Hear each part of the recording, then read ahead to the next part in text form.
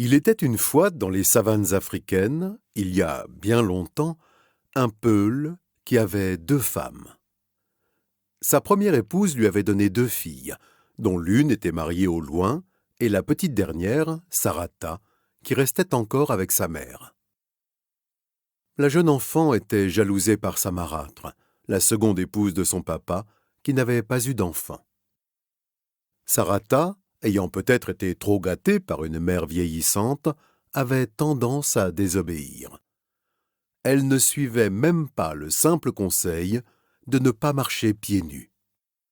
Or, chacun sait que l'empreinte d'un pas peut être volée par quelque sorcier, qui vous vole aussi votre vie, ou vous enferme dans une prison magique. La maman de Sarata sentit que ses jours lui étaient comptés par le Très-Haut, loué soit-il, et Mohammed est son prophète. Alors, elle emmena sa fille en brousse. Elles atteignirent un manguier majestueux, isolé au milieu de la savane. Il était un peu éloigné de la concession familiale, cet ensemble de cases qui composait la maison. Sous l'ombre nocturne du manguier, la maman montra à sa fillette un petit ivoire, un demi-œuf. Il portait, en creux, une tête de vache sur la partie plate. Elle lui dit : « Ta sœur, qui est mariée au 3e village au-delà du fleuve, ne te reconnaîtrait pas si tu allais la voir. Dans la concession de son mari, il y a un grand manguier comme celui-ci. Donne-lui ce passeport, elle saura qui tu es et te gardera avec elle. » Et devant Sarata, sa maman enfouit l'objet sous l'arbre.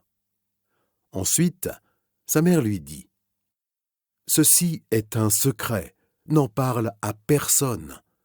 Si un jour malheur m'arrivait, tu viendras prendre ce passeport. Mais avant, laisse-le là où je l'ai mis. » Sur le chemin du retour, Sarata entendait sa mère, mais ne l'écoutait pas. Elle répondait par des « Oui, maman », pour scander les recommandations de sa mère et faire semblant d'écouter. Elle avait déjà trop envie de désobéir et de déterrer l'objet de sa cachette. Dès le lendemain, durant la sieste, elle ne manqua pas d'exécuter son projet et alla voir sous le manguier. Elle déterra l'ivoire, le regarda et le prit avec elle. Elle ne savait pas que sa marâtre l'avait magiquement suivie, car Saltiogo, tel était le nom de la coépouse de sa mère, moulait chaque jour l'empreinte du pied nu de l'enfant et, après quelques incantations, devinait tout ce qui la préoccupait. Car la marâtre était sorcière. Ce fut facile pour elle quelques jours après de chipper le passeport d'ivoire et de le jeter dans le feu. Ainsi, la petite fille de la première épouse ne lui échapperait pas. En envoûtant la fillette, elle voulait obtenir des enfants pour elle-même qui étaient stériles. Sarata ne retrouva pas son ivoire, mais l'oublia, trop préoccupée à désobéir à toute grande personne qui lui interdisait quelque chose. La mère de Sarata s'affaiblissait et les pluies n'étaient pas venues qu'elle se mourait. Elle appela sa fille. « Va chercher le passeport que j'ai enterré sous le manguier et va rejoindre ta sœur. Ne reste pas avec ton père maintenant que ma coépouse aura les mains libres pour te maltraiter. Souviens-toi, va droit vers l'est, le 3e village après le fleuve, une concession avec un grand manguier. » Et elle mourut. Sarata pleurait. Voir sa maman mourir lui avait fait beaucoup de peine. Mais cette histoire de passeport ne la préoccupa pas. Elle n'essaya pas de rejoindre sa sœur, et si elle désobéit encore, c'est que sa marâtre était très gentille avec l'orpheline, à qui elle donnait du lait et du miel dans du couscous de mil, plat que la fillette adorait. Mais dans le lait qu'elle donnait à la petite, Saltiogo mélangeait de la bouse de vache sur laquelle elle avait fait des incantations sorcières. Un jour, Sarata fit des rêves particulièrement étranges et inquiétants lors de la sieste. Elle s'était transformée en génisse toute blanche. Mais quand elle se réveilla, elle comprit que ce n'était pas un rêve. Elle était devenue une vache. Et cela par la méchanceté de sa marâtre et par sa propre désobéissance aux injonctions de sa maman. Elle comprit les recommandations de sa mère, mais c'était trop tard. Elle s'échappa de la hutte dans laquelle elle dormait en la détruisant, car l'entrée en était basse et étroite, taillée pour une fillette, pas pour une vache. Son père rattrapa la génisse et l'incorpora à son troupeau en la marquant de son signe. 3 larges balafres au coutelas sur les flancs qui la firent durement souffrir. Cette vache blanche le consola grandement du départ de sa gamine désobéissante qu'il avait si souvent lassée. De toute façon, il oublia sa fille, car son épouse lui dit que la petite avait rejoint sa sœur, venue la prendre pendant la sieste. Personne n'avait osé appeler le maître de la maison, et la sœur de Sarata n'avait pas voulu qu'on le réveillât. Métamorphosée en génisse, Sarata passa des heures à pleurer. Elle aurait voulu mourir de faim, mais ne le put. Désormais, elle comprenait tout ce que sa mère lui avait dit, mais c'était trop tard. Elle réentendait les conseils de la défunte. Elle comprit son destin quand sa marâtre entreprit de convaincre son père de sacrifier lui-même cette bête aux prochaines fêtes. Sarata comprit que la sorcière arriverait à ses fins. Il fallait fuir. Mais un espoir naquit en elle. Sarata se dit que sa mère savait. Elle connaissait bien la sorcellerie de sa coépouse. Il fallait avoir confiance. Un jour, que le troupeau était amené près du grand manguier par le pasteur qu'employait son papa, elle fouilla sous les feuilles et trouva son passeport. Ce devait être le sien. Il fallait avoir confiance et fuir. Elle le prit dans la bouche. Elle profita de l'inattention du berger pour se sauver.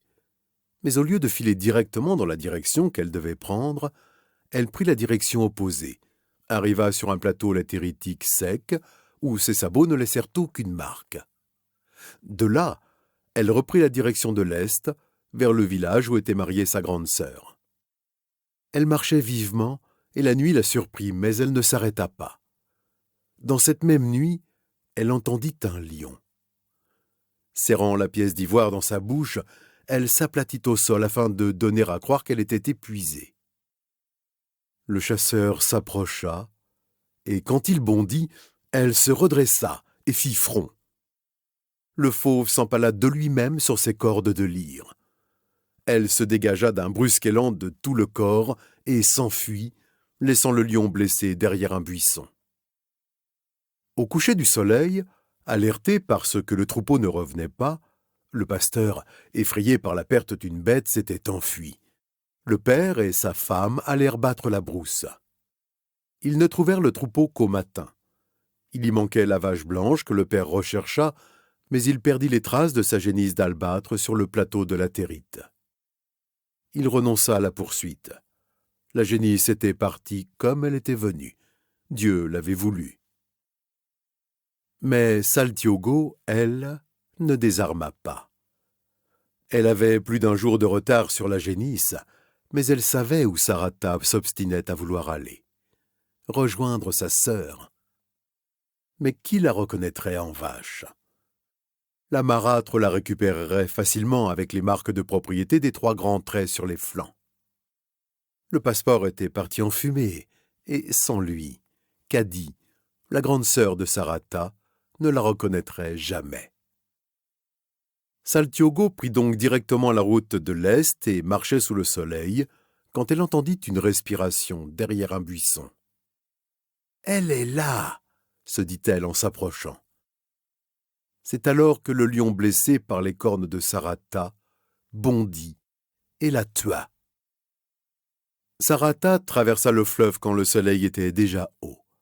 Elle pressait le pas et compta un village, puis un autre, et au soir atteignit le 3e. Les femmes du village s'étonnaient de voir cette génisse, inconnue, à la robe virginale, qui marchait d'un pas décidé, et elles l'entourèrent. Sarata leur lécha les mains de reconnaissance en se demandant qui était sa sœur parmi elles. Elle fit alors le tour des concessions, dispersées comme dans tout village peul, et vit un gros et majestueux manguier. C'était là qu'habitait sa sœur, sa maman le lui avait bien dit. Sarata était arrivé. Les femmes s'exclamèrent « Cady, c'est chez toi qu'elle va !» La femme, interpellée, s'approcha. La jeunisse se tourna vers elle et meugla. En s'approchant de sa grande sœur, Sarata fouilla sa main de son museau humide et laissa tomber de sa bouche, gluant de bave, le passeport d'ivoire. Interdite, Cady le regarda et le reconnut. Elle se précipita chez elle et revint avec un passeport dans chaque main, tous deux en ivoire, tous deux de même forme. Tous deux représentaient une tête de vache aux cornes de lyre, à un détail près. L'un était gravé en creux, l'autre était sculpté en relief. Les femmes restaient silencieuses, étonnées que Cady et la génisse aient eu deux passeports semblables et opposés, deux passeports en miroir. Cady rapprocha les deux ivoires, elle hésita un peu, puis les joignit face contre face. Les deux têtes de vache s'encastrèrent si bien l'une dans l'autre que les dos ronds des deux passeports réunis formaient comme un œuf d'ivoire bruni. Les femmes applaudirent. Elles s'émerveillèrent encore plus lorsque la génisse s'évapora et qu'apparut à sa place une belle jeune fille. C'est cette Sarata que Victoria Awa a dessinée et dont le portrait illustre ce conte. Et le conteur, lui, remet ce conte où il l'a trouvé, en donnant quand même la morale. Il faut toujours obéir à sa maman et ne jamais oublier de porter des sandales quand on marche dans le sable.